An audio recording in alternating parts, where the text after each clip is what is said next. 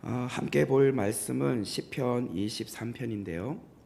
시편 23편 1절부터 6절의 말씀 우리 한 목소리로 같이 읽도록 하겠습니다.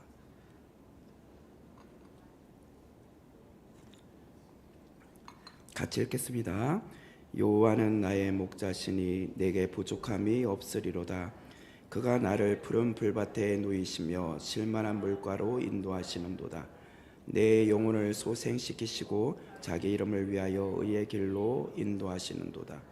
내가 사망의 엄침한 골짜기로 다닐지라도 해를 두려워하지 않을 것은 주께서 나와 함께 하심이라. 주의 지팡이와 막대기가 나를 안위하시나이다. 주께서 내 원수의 목전에서 내게 상을 차려주시고 기름을 내 머리에 부으셨으니 내 잔이 넘치나이다. 내 평생의 선하심과 인자심이 반드시 나를 따르니 내가 여호와의 집에 영원히 살리로다. 아멘. 하나님은 약한 것에서 강함을 이루시는 분인 줄 믿습니다. 네, 오늘 그런 날인 것 같아요. 제가 비록 약하지만 은혜는 배가 될 줄 믿습니다.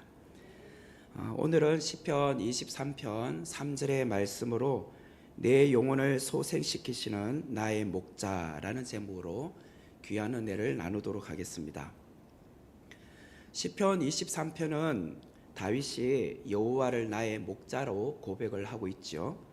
다윗은 여호와께서 나의 목자가 되어 주시기에 나는 부족함이 없다라고 고백을 했습니다. 이어서 2절과 3절에 보면은 다윗은 목자 되신 여호와께서 나를 인도하여 주신다라고 고백을 하고 있습니다. 2절과 3절의 말씀을 다시 보시면 그가 나를 푸른 풀밭에 누이시며 실만한 물가로 인도하시는도다. 내 영혼을 소생시키시고 자기 이름을 위하여 의의 길로 인도하시는도다. 여기 2절과 3절 마지막에 인도하시는도다라고 되어 있습니다. 그러므로 2절과 3절의 주어는 그잖아요. 그는 1절에 나오는 여호와께서 나를 인도하신다라고 하는 것이 2절과 3절의 말씀이라고 할 수 있습니다. 그렇다면 2절은 여호와께서 나를 어디로 인도하시는가?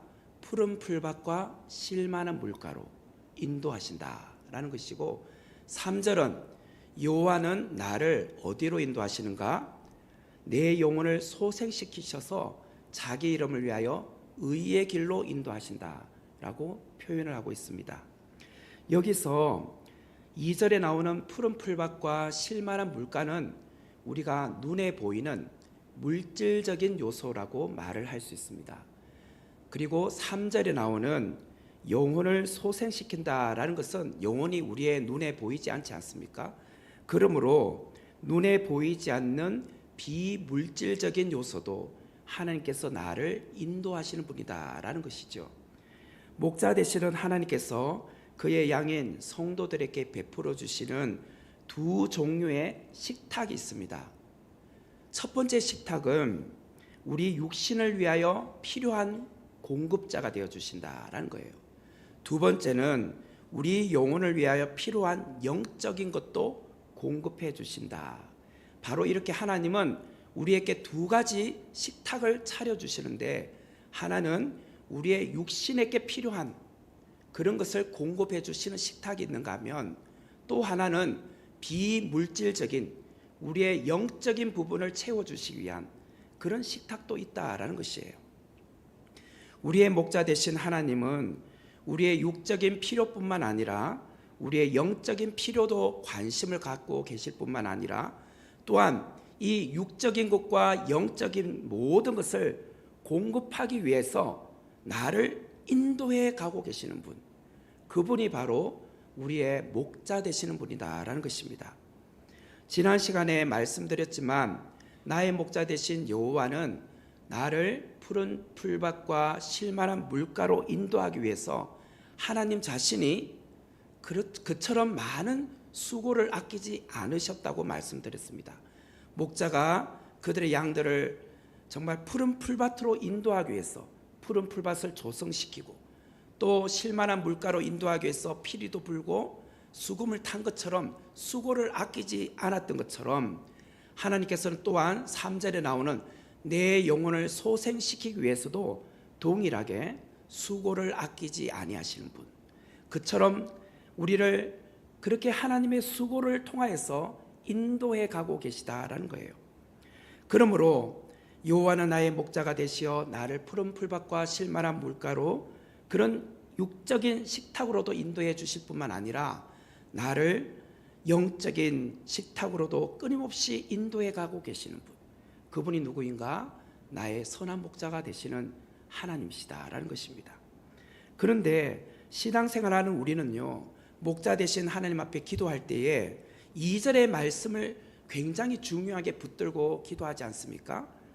여호와는 나의 목자가 되시니 내게 부족함이 없습니다. 그러므로 그분은 나를 푸른 풀밭과 실만한 물가로 인도해 주십니다. 이런 육적인 부분에 대해서는 참 많이 기도를 합니다. 그래서 우리는 기도에 우선소리를 놓고 기도할 때에 성도들은 자녀의 진학 문제라 결혼 문제, 출산 문제, 취업 문제, 이직 문제, 건강 문제, 사람과의 관계 문제, 경제적인 문제를 놓고는 참 열심히 많이 기도하죠. 이것은 2절에 나오는 육적인 부분의 필요에 놓고 기도하는 것이라고 할 수 있지 않습니까? 그런데 정작 내 영혼의 소생을 위해서는 기도를 잘하지 않아요. 여러분들의 기도 가운데 보세요. 아마 대부분의 기도는 우리 그냥 눈에 보이는 그런 물질적인 것, 여러분의 지금 현실에 필요한 그런 것을 놓고 하나님 앞에 기도했지, 여러분의 영적인 부분을 놓고 기도를 많이 해오셨습니까? 나의 자녀가 영적으로 깨어나야 된다, 내 자녀가 정말 신앙적으로 제대로 살아야 된다, 이런 영적인 부분을 놓고 기도를 많이 하고 계시느냐 말이에요. 이 시간 제가 육신의 필요를 위하여 기도하지 말라는 것이 아닙니다. 우리의 목자 되신 하나님은 우리 육신의 그 문제뿐만 아니라 우리 영혼의 문제에도 관심을 갖고 계시고 우리의 영혼까지도 인도해 주시는 분이라는 거예요.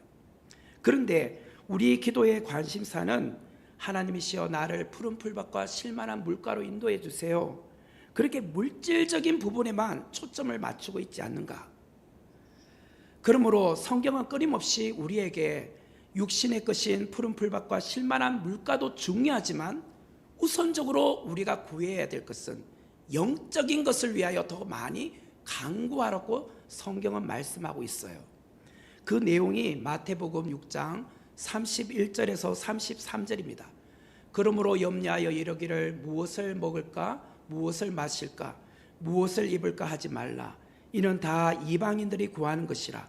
너희 하늘 아버지께서 이 모든 것이 너희에게 있어야 할 줄을 아시느니라. 그런즉 너희는 먼저 그의 나라와 그의 의를 구하라. 그리하면 이 모든 것을 너희에게 더하시리라. 예수님께서는 우리에게 분명히 말씀하셨죠. 무엇을 먹을까, 무엇을 입을까, 무엇을 마실까 염려하지 말라는 거예요. 이런 것들은 이방인들도 구한다는 거예요. 물질적인 요소는 절에 가도 구합니다. 그죠? 특별히 입시철이 다가오면 얼마나 많은 분들이 불공을 드립니까? 그런 거는요, 어느 신이든 믿는 사람들에게 동일하게 하고 있다는 거예요. 그러나 우리가 우선적으로 구할 것은 먼저 하나님의 나라와 하나님의 의라는 거예요. 이런 것을 구하면 이 모든 것을 너희에게 더하여 주시겠다고 분명히 말씀하셨어요. 먼저 하나님의 나라, 하나님의 의, 이게 무엇이죠? 영적인 필요, 영적인 식탁을 놓고 먼저 기도하라는 거예요. 신명기 8장 3절 말씀에 너를 낮추시며 너를 줄이게 하시며 또 너도 알지 못하며 내 조상들도 알지 못하던 만나를 내게 먹이신 것은 사람이 떡으로만 사는 것이 아니요 여호와의 입에서 나오는 모든 말씀으로 사는 줄을 네가 알게 하려 하심이라. 여기서 떡은요, 육의 양식을 말하잖아요. 그런데 신명기 8장 3절에 여호와의 입에서 나오는 모든 말씀, 곧 영의 양식으로 살아야 된다고 말씀을 하고 있습니다. 사람은 떡으로 육적인 양식으로만 사는 것이 아니라 영의 양식, 여호와의 입에서 나오는 말씀으로 산다는 거예요. 세상 사람들은 이 진리를 깨닫지 못하기 때문에 늘 육적인 것에 관심을 가져요. 아침 일찍부터 늦은 시간까지 직장 가서 돈 한 푼이라도 더 벌기 위해서 얼마나 열심히 합니까? 우리도 마찬가지죠.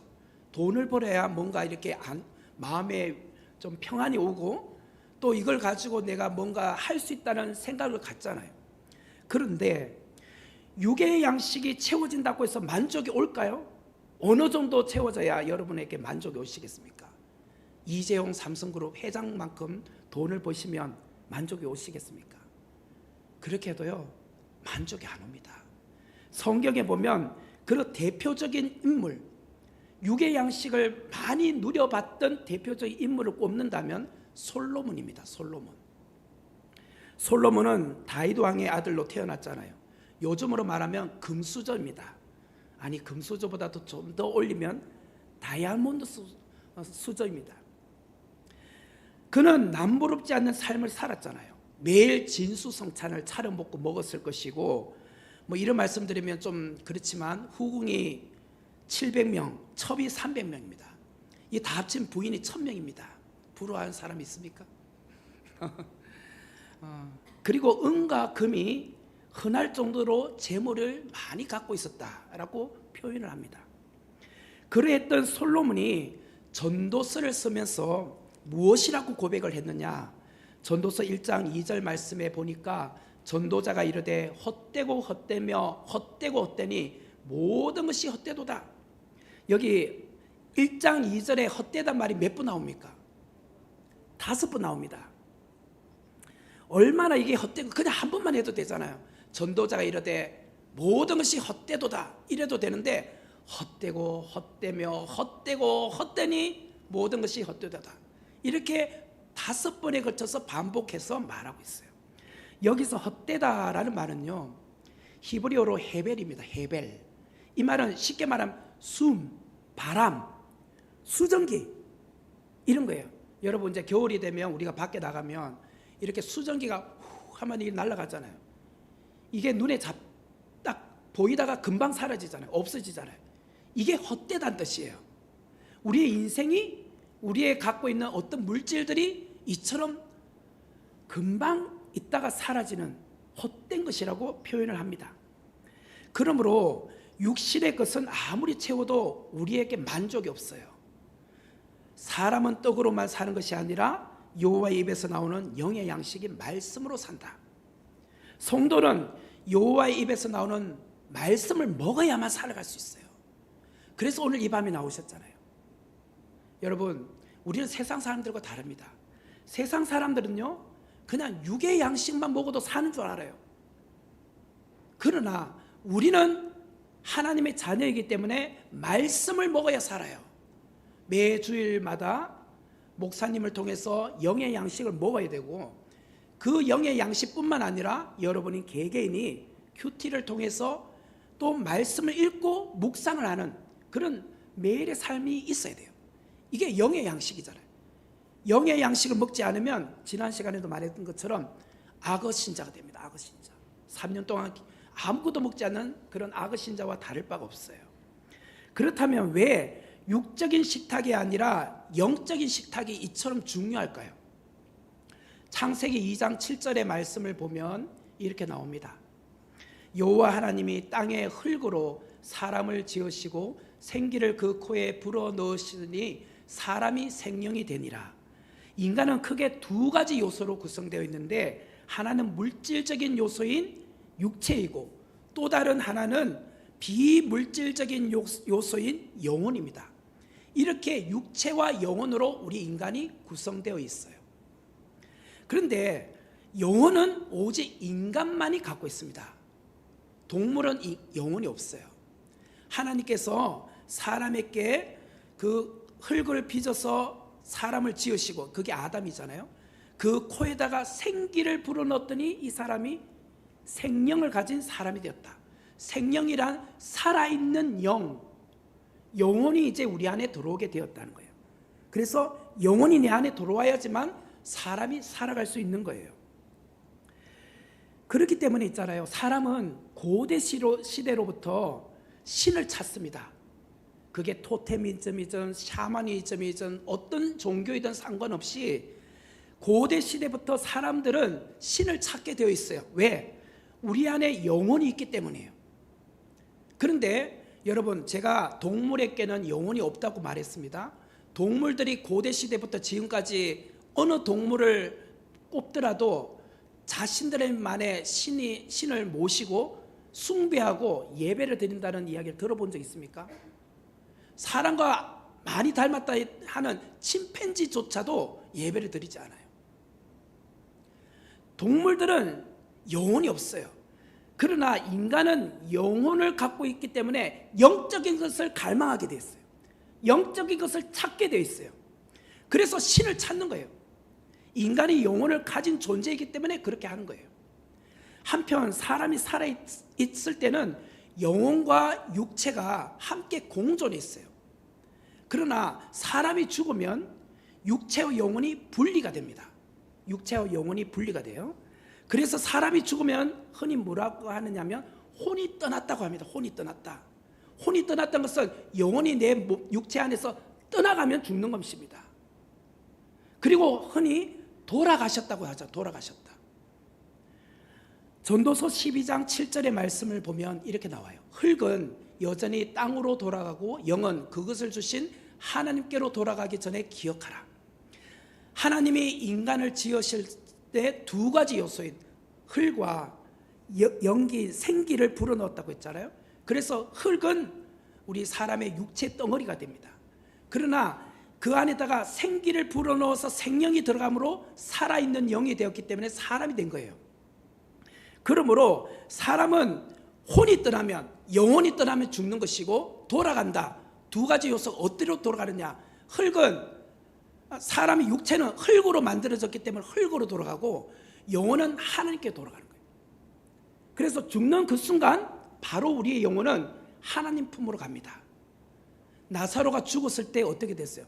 곧바로 그 영혼이 아브라함 품으로 갔지 9천을 맴돌았다 이런 말이 없습니다. 여러분 그런 생각하지 마십시오. 9천을 우리 조상이 맴돌고 있는가 보다. 바로 그 순간 바로 하나님 심판대 앞으로 가는 거예요. 그래서 그 나사로는 아브라함 품으로 갔지만 부자는 지옥 형벌로 떨어졌잖아요. 어디 그냥 9천에 맴돌고 있는 것이 아닙니다. 연옥이란 중간 단계가 있는 것도 아니에요. 그런 생각을 갖고 있으시면 안 됩니다. 그러므로 사람이 살아있을 때는 자그마한 성냥개비 하나라도 여기다 불 붙여서 손에 대어보세요. 아 뜨겁다고 말하죠. 그러나 사람이 죽으면 영혼이 떠났기 때문에 화장을 해도 뜨겁다고 말하지 않습니다. 뜨거워서 나 나갈래 하고 관뚜껑 열고 나오지 않아요. 그런 게 있으면 우리가 데워야죠. 살아나시라고. 그럴 일이 없잖아요. 돌아가셨기 때문에, 영혼이 떠났기 때문에 끝이 난 거예요. 그러므로 우리 사람에게 무엇이 더 중요합니까? 육체가 아니라 영혼이라는 거예요. 그래서 우리는 시편 23편 2절에 나오는 푸른 풀밭과 실만한 물가, 이 육체적인 거, 이 육적인 것만 간구하면 안 돼요. 하나님 그것을 위하여 나를 인도해 주세요. 그거로만 기도가 끝나면 안 되는 것이 아니라 하나님 내 영혼을 소생시키기 위하여 자기 이름을 위하여 의의 길로 인도하는 것까지도 나를 이끌어 가 주셔야 됩니다. 여기까지 기도하셔야 된다는 거예요. 그러므로 내 영혼의 소생에 관심을 가지시라는 거예요. 심폐소생술이라는 것을 여러분 잘 아실 거예요. 심폐소생술은 생명을 구하는 소중한 응급처치입니다. 갑자기 사람이 심정지가 발생하면 4분에서 6분 안에 이것을 심폐소생술을 하지 않으면 뇌에 혈액이 공급되지 않아서 뇌 손상을 입게 되고 결국은 죽고 말아요. 그런데 그 타이밍, 그것을 골든 타이밍이라고 하잖아요. 그 타이밍을 놓치면 그렇게 되는 거예요. 그러면 잘못하면 또 이렇게 정신적으로 문제가 있는 그런 삶을 살아갈 수밖에 없어요. 마찬가지로 우리 영혼에도요, 심폐소생이 필요해요. 영혼의 심폐소생술을 해야 된단 말이에요. 여러분들이 그런 삶을 우리가 영위하면서 살아야 된다는 것이죠. 3절의 말씀을 다시 보면 이 소생이라는 단어가 나오는데 내 영혼을 소생시키시고라고 하죠. 여기서 소생시킨다 할 때 이 소생이란 말은요 히브리어로 슈브라고 합니다. 돌아오다, 돌아오다. 저번에 우리가 룻기 할 때에 룻과 나오미가 베들레헴으로 돌아오다, 또 오르바는 되돌아가다 할 때 돌아가다, 돌아오다, 이것을 슈브라고 한 적이 있었습니다. 그래서 여기도 소생이란 말은 돌아오다 이런 말이에요. 슈브. 이걸 영어로 말하면 회복이란 뜻이에요. 회복. 그래서 파괴된 상태로부터 건전한 상태로 되돌아오는 것. 떠났던 것을 제자리로 옮겨 놓아서 그것을 원상태로 회복시키는 것. 이것이 소생이란 뜻이에요. 그렇기 때문에 성경에 보면 무너지고 황폐되었던 그 성읍 이스라엘 성전을 다시 수축하라고 말하잖아요. 스룹바벨 성전을 다시 수축하는 것. 이것이 바로 하나님께서 슈브, 소생이라는 의미로 말씀을 하셨어요.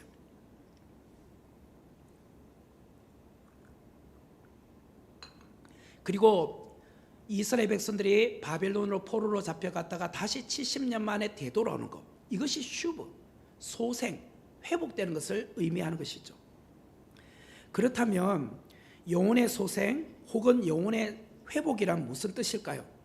그것은 죄로 인하여 하나님으로부터 멀어져 떠나 있었던 우리가 다시 하나님께로 되돌아와 오는 것이 바로 영혼의 회복, 영혼의 소생이란 뜻이에요.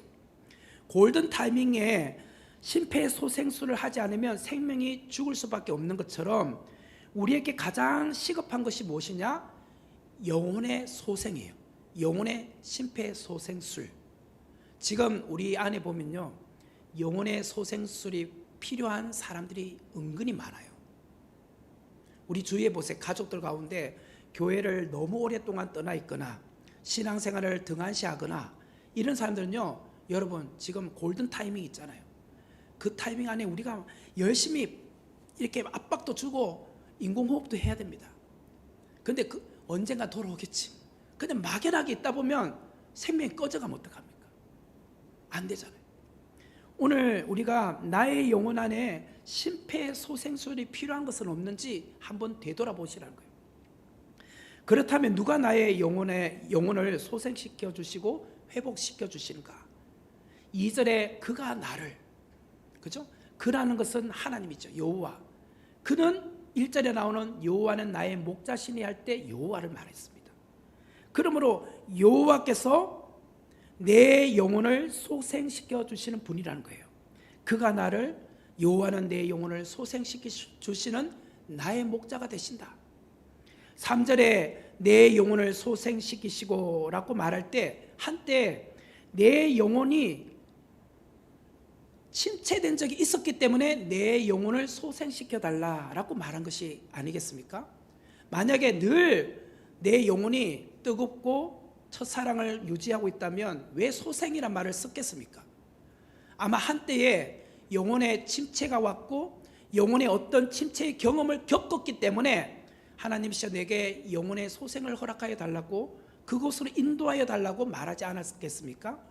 그렇다면 영적 침체 혹은 영혼의 침체는 그 원인이 어디로부터 올까요?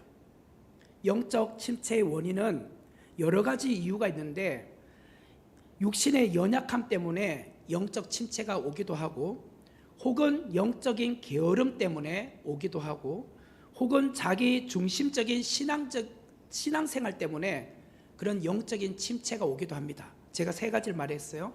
육신의 연약함이나 영적인 게으름이나 자기 중심적인 신앙생활, 이런 것들로 인하여서 영적 침체가 옵니다. 그러나 이것보다 더 심각한 영적인 침체가 오는 원인이 있어요. 그것은 죄 때문입니다. 죄. 존 파이퍼 목사님이라는 분이 있는데요. 존 파이퍼 목사님, 그분이 영적 침체를 극복하라 라고 하는 책을 썼어요. 영적 침체를 극복하라. 그 책에 보면 이런 글이 나옵니다. 우리가 마음속에 비밀스럽게 간직한 죄가 영적 어둠의 원인이 될 수 있다. 다시 읽어드리겠습니다. 우리가 마음속에 비밀스럽게 간직한 죄가 영적 어둠의 원인이 될 수 있다. 우리 마음속에 비밀스럽게 숨겨놓은 것이 그 죄가 영적인 침체를 계속 유지하게 만든다는 거예요. 우리 안에 지금도 회개하지 못하고 갖고 있는 그런 어떤 어둠의 영역, 그런 죄의 요소가 있으십니까? 그것을 그대로 갖고 있으면 영적 침체의 상태에 있다는 거예요. 그러면 어떻게 하면 이 죄 때문에 영적 침체로부터 내 영혼이 다시 회복될 수 있을까? 다시 소생할 수 있을까? 그 첫 번째는 기도예요. 기도. 시편 23편의 저자인 다윗은요, 과거에 영적 침체를 겪어보았던 사람입니다. 오늘 말한 것처럼 죄 때문이라고 했죠. 다윗은 은밀한 죄를 지어서 그가 영적인 침체의 깊은 웅덩이에 빠진 적이 있었어요. 그게 무슨 사건입니까? 우리가 너무나도 잘 아는 밧세바 사건입니다. 다윗은 이미 남편이 있는 여인 밧세바를 범하여 임신케 했습니다. 그 임신 사실을 숨기고 있었죠. 그러다가 발각될까 봐 그 우리아의 남편, 밧세바의 남편 우리아를 그 전쟁터에서 잠시 오게 해서 어떠하든지 뭐 이렇게 다시 부부 관계를 해서 자기 자식이 아닌 것처럼 만들어 보려고 했습니다. 그런데 우리아가 전쟁 중에 내가 집에 들어가서 잠을 잘 수 없다라고 해서 집에 들어가지 않는 겁니다. 그래서 다시 군대에 복귀시키고 요압 장군을 보내가지고 그 사람 혼자 이렇게 적진 깊숙이 들어가게 하고 다른 군인들 빠지게 해서 전사하게 만들어 간접적으로 이렇게 일을 벌려놓은 거예요. 살인죄까지 지었습니다. 이처럼 다윗은 지금 영적으로 얼마나 큰 죄를 지었는지 몰라요. 간음죄를 지었죠. 또 살인죄까지 지었습니다. 다윗의 영혼은 지금 심각한 영적인 침체 상태가 왔습니다. 그런데 본인이 그것을 깨닫지 못하고 있어요. 그냥 덮어놓으면 괜찮을 거라고 생각했습니다. 그런데 하나님의 눈을 속일 수 있겠습니까? 하나님께서 그것을 알고 계셨죠. 그래서 나단 선지자를 보내셔서 다윗에게 이 사실을 말합니다. 다윗은 영혼의 심폐소생술이 필요했던 사람이었습니다. 그래서 하나님께서 나단 선지자를 통해서 이 죄에 대해서 그대로 말하였을 때 다윗은요, 통회하는 심정으로 하나님 앞에 고백하며 회개 기도를 했습니다. 그 내용을 담아 놓은 시가 시편 51편에 소개되어 있습니다. 시편 51편 9절 10절 말씀을 보면 주의 얼굴을 내 죄에서 돌이키시고 내 모든 죄악을 지워주소서. 하나님이여 내 속에 정한 마음을 창조하시고 내 안에 정직한 영을 새롭게 하소서. 여기 내 죄에서 돌이키시고라고 할 때 돌이킨다, 슈브, 회복시켜 달라는 거예요. 다윗이 영적 침체로부터 벗어날 수 있었던 길이 있었는데 그것은 회개 기도에 있었다는 거예요. 기도를 통하여 파괴됐던 그의 영혼이 다시 살아날 수 있었다는 거예요. 꼭 우리가 간음죄나 살인죄를 범하지 않았다 할지라도 누구에게나 영적인 침체로 죄 가운데 빠져 있을 수 있다는 거예요. 그거는 여러분 개개인만 다 아는 죄의 문제일 겁니다.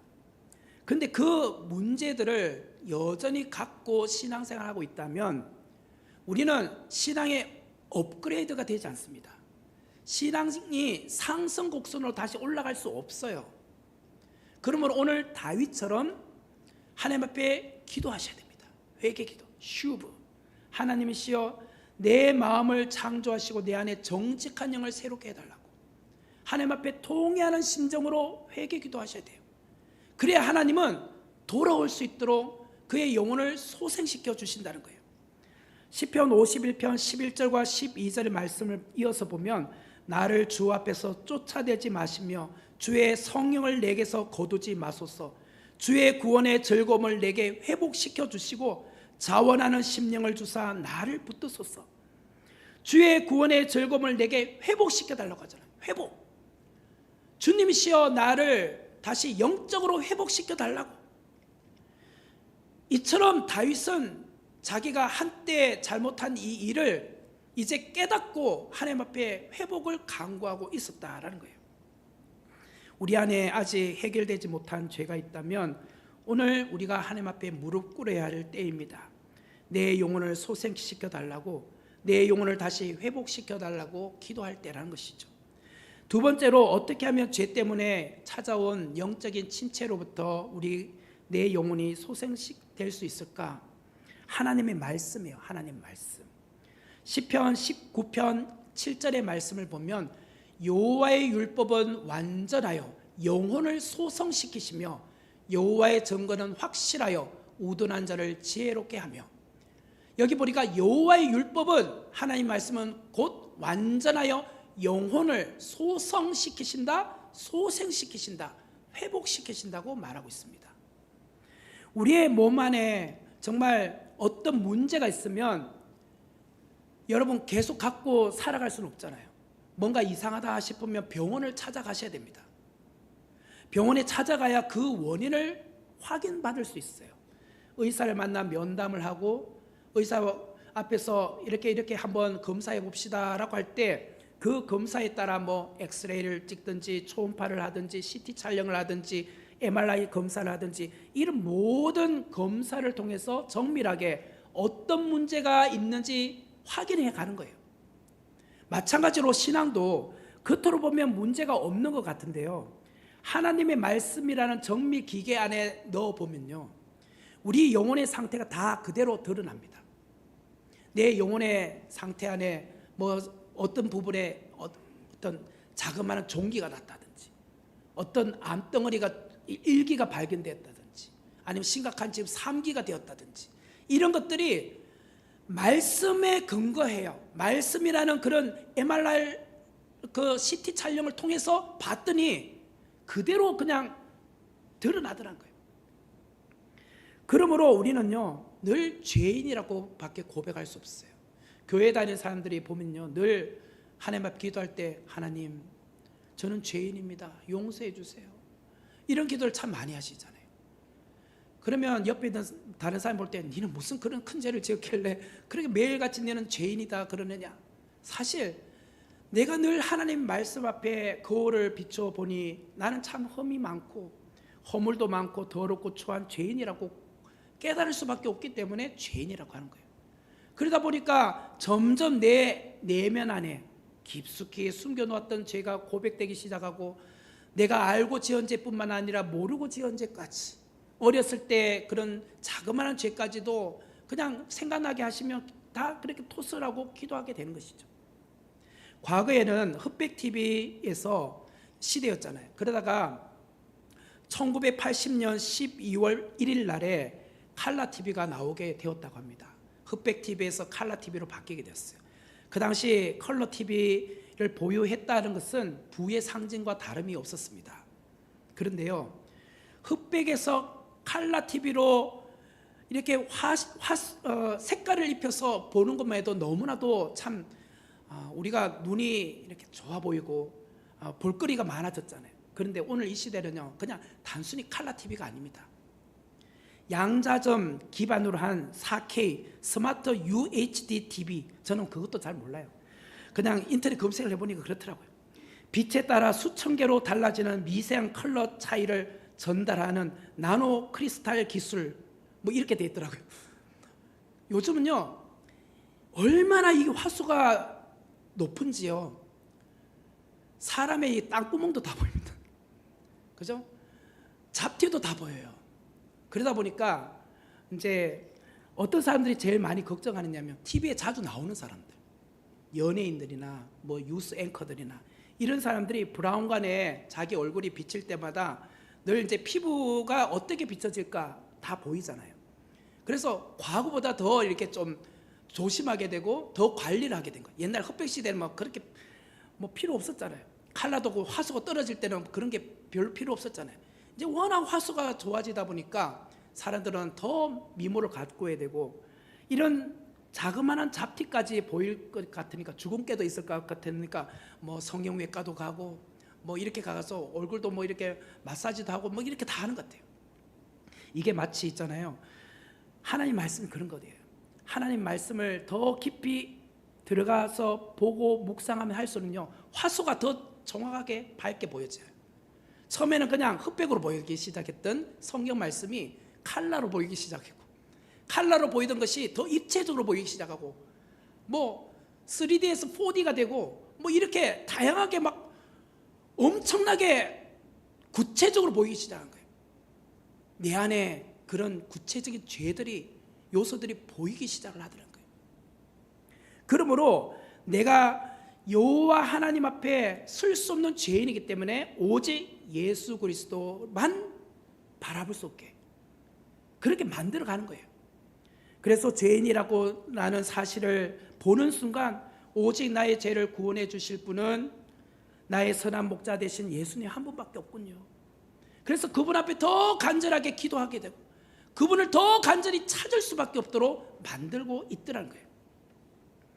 히브리서 4장 12절의 말씀을 보면 하나님의 말씀은 살아있고 활력이 있어 좌우의 날선 어떤 금보다도 예리하여 혼과 영과 및 관절과 골수를 찔러 쪼개기까지 하며 또 마음의 생각과 뜻을 판단하나니 하나님의 말씀은 예리한 금과 같아.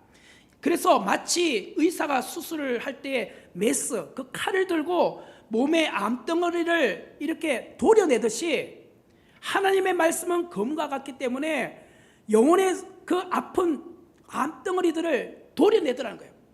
도려낼 때는 참 거기에 뭐 구멍이 생기고 또 그 수술을 받기 위해서는 아픔도 있겠지만 그걸 드러내지 않으면 암이 이렇게 퍼지잖아요. 하나님의 말씀이 그렇게 우리의 잘못된 모든 죄들을, 악한 것들을 다 도려내고 계시더라는 거예요. 여호와 하나님은 그러므로 내 영혼을 지키시고 나를 인도하시는 분이더라는 거예요. 시편 121편 7절의 말씀을 보면 여호와께서 너를 지켜 모든 환난을 면하게 하시며 또 내 영혼을 지키시로다. 시편 121편이 앞부분에는 육적인 이야기를 하고 있어요. 그런 이야기 하다가 제일 마지막 뒤쪽에 갔더니 모든 환난을 명쾌하시고 마지막에는 내 영혼까지도 지켜주십니다. 그렇게 고백을 해요. 그리고 예수님께서도 십자가에 돌아가실 때에 7마디를 남기셨잖아요. 가상칠언이라고 하잖아요. 그 중에 제일 마지막 문장이 무엇이었느냐? 누가복음 23장 46절에 예수께서 큰 소리로 불러 이르시되 아버지 내 영혼을 아버지 손에 부탁하나이다 하고 이 말씀을 하신 후 숨지시니라. 아버지 내 영혼을 아버지 손에 부탁합니다. 그러므로 있잖아요, 우리는 이 땅에 살 때 늘 이렇게 육적인 것을 많이 하나님 앞에 간구해 왔고 그것을 정말 하나님 앞에 원해 왔습니다. 그러나 점점 신앙이 깊어가면 갈수록 우리는요 영적인 것을 자꾸 간구하셔야 돼요. 영적인 것. 하나님 내 영혼을 지켜달라고, 또 예수님처럼 아버지 내 영혼을 아버지 손에 부탁합니다. 이 고백이 참된 고백이고 하나님 내 영혼을 인도해달라고, 어디로? 천국으로 인도해달라고 해야 되잖아요. 그런 기도 안 하면 어디로 인도합니까? 지옥 가면 어떡합니까? 지옥 가면. 하나님 내 영혼이 정말 마지막에는 천국으로 갈 수 있도록 내 영혼을 인도하여 달라고. 그렇기 때문에 우리의 기도와 바람이 푸른 풀밭과 실만한 물가에 관련된 이 육적인 식탁으로만 기도가 멈추면 되지 않는다는 거예요. 하나님 아버지시여, 나에게는 이 육적인 식탁도 중요하지만 영적인 식탁이 더 중요합니다. 이 영적인 식탁에 하나님의 말씀으로 내 영혼이 살찌기를 원합니다. 하나님 앞에 내가 풍성하게 기도하는 시간을 채우기를 원합니다. 그래야 해서 내 기도가 쌓이고 내 말씀이 더 풍성하게 돼서 그 말씀을 붙들고 기도하게 해주시고 이 말씀을 가지고 내가 고난 가운데서 이길 수 있는 힘을 달라고. 그것이 바로 오늘 다윗이 기도했던 내 영혼을 소성시켜 달라는 거예요. 사실 지금 다윗은 압살롬에게 지금 추격당하고 있잖아요. 그 위급한 상황 가운데 어찌 영적인 것까지 생각할 틈이 있었겠습니까? 평소에 다윗이 영적인 것을 얼마나 사모했으면 이 어려운 상황 가운데서도 영적인 것을 갈망하고 있었다는 거예요. 그러므로 오늘 우리도 위기 가운데, 고난 가운데, 어려운 상황 가운데 육적인 것을 해결해 달라고 그것만 놓고 기도하지 마시고, 하나님, 이 육적인 것보다 내 영혼이 이 고난 앞에, 어려움 앞에 무너지지 않게 해달라고. 이것 때문에 내가 하나님을 떠나는 일이 없게 도와주시고, 하나님, 이것 때문에 내가 욥이 그 고난 가운데 하나님을 부인하지 않고 하나님을 끝까지 신뢰했던 것처럼 내가 하나님을 저주하지 않게 해달라고, 하나님을 원망하지 않게 해달라고, 불평하지 않게 해달라고 그렇게 기도하시라는 거예요. 이것이 바로 무엇이냐? 내 영혼을 소생시켜달라는 거예요. 그러므로 우리는요, 나의 선한 목자 되신 그 하나님이 나를 어디까지 인도해 가기를 원하시는지 오늘 다윗이 우리에게 말씀하고 있어요. 그러므로 우리 모두가 내 영혼을 소생시키시는 그 하나님, 그분이 나의 목자가 되어주신다. 그분이 나를 인도하고 계신다. 그분이 정말 푸른 풀밭과 실만한 물가로 인도하기 위해서 하나님께서, 목자께서 그 푸른 풀 실만한 물가를 조성시키시고 수고한 것처럼 하나님도 우리를 위해서요 수고를 많이 아끼지 아니하셨다는 것. 그게 누굽니까? 결정체가 예수 그리스도. 우리가 그냥 가만히 있었으면 죄로 무너질 수밖에 없고 지옥 형벌에 떨어질 수밖에 없었으나, 하나님이 독생자 예수 그리스도를 우리를 위하여 보내주셨잖아요. 그리고 우리를 위하여 죽게 하셨잖아요. 그 수고와 사랑, 헌신을 우리가 오늘 기억하시길 바라요. 하나님은 이처럼 우리를 영혼을 소생시키기 위해서, 그 길을 인도하기 위해서 이처럼 자기 아들까지도 아낌없이 내어주셨다는 그 사랑 앞에 우리가 감사함으로, 고백함으로 또 나아가는 하나님의 자녀가 되기를 주의 이름으로 축원합니다. 같이 기도하도록 하겠습니다. 은혜로우신 하나님, 감사합니다. 오늘 주신 말씀을 저희들이 마음에 새기고 우리가 남은 인생 영적인 것을 더 간절히 사모함으로 나가는 자 되게 하여 주옵소서. 예수님의 이름으로 기도하옵나이다.